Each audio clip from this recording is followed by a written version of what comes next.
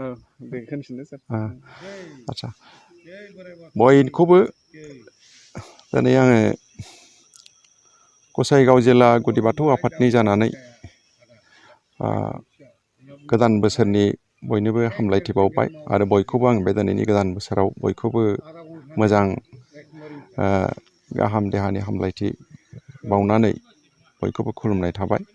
आरो बयखौबो आङो बे गोदान बोसोराव बयखौबो बरायबाय। जों दिनै जोंनि गसाइगाव जिल्ला दुलाराय गुदि बाथौ आफादा बेवहाय जोङो बाथि खेबनि थाखाय जोङो बोसोर गोदानाव जोङो जोंनि आइ आफानाव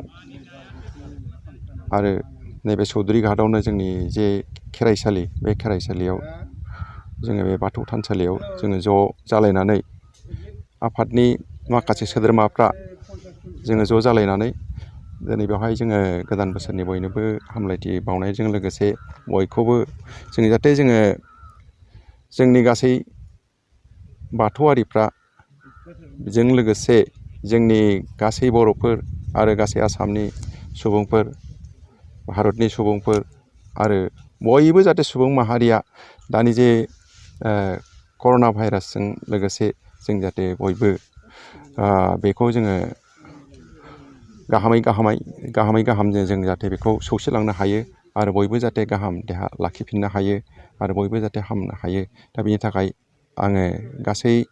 सुबुं माहारि जानाय गासै बुहुमनि सुबुं माहारिनि जानानै जोङो बयबो ज' जानानै जों आइ आफामोनाव जोङो दिनै खावलायफैदों आरो जोङो बयखौबो खुलुमनानै जोङो बेयावनो आइ आफानाव बिबाय आरो जों आसा खालामदों जे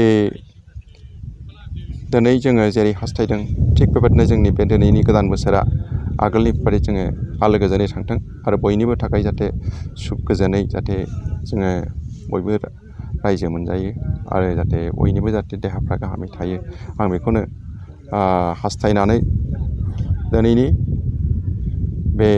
जोंनि बे सुंद' प्रग्रामखौ जों बेयावनो फोजोबनो नागिरदों। मानोना जोंहा बेवहाय ओरैनोब्लाबो जोंहा 144 दंखायो 144 धारा दङ। जों बेवहाय साबानिफ्राय बारा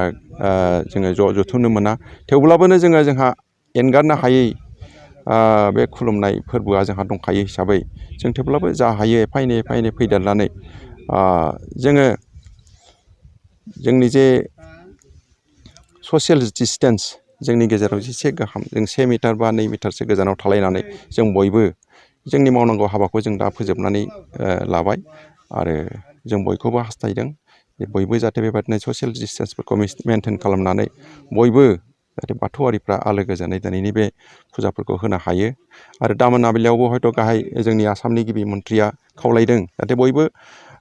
न'खराव दा गावबा गाव बाथौसालियाव जों बाथौआरि हिसाबै आं होनदों जे बयबो जाहाथे गावबा गाव बाथौसालियाव बाथि सावनानै आलारि बाथि सावनानै जाहाथे बयबो मोनाबिलियाव ज' खुलुमो। दा बेनि थाखाय आङो खावलायबावनाय थाबाय आरो जों बयखौबो बाथौआरिजों लोगोसे गासिबो जाहाथे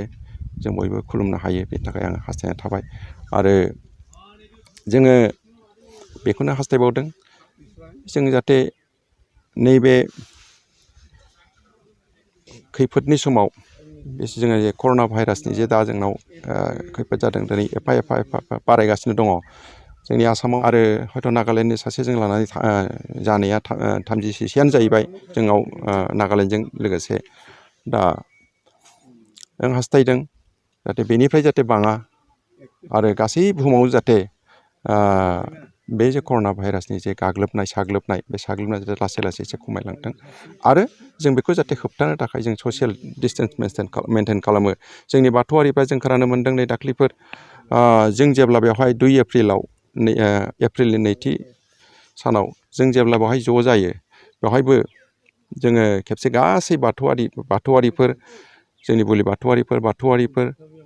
बर' माहारि आसामनि गासैबो हारिनि थाखाय आरो बुहुमनि गासै सुबुं माहारिनि थाखाय जों बेवहाय आलो गोजोननि थाखाय जों मोनसे आइ आफानाव बिख'फैदों।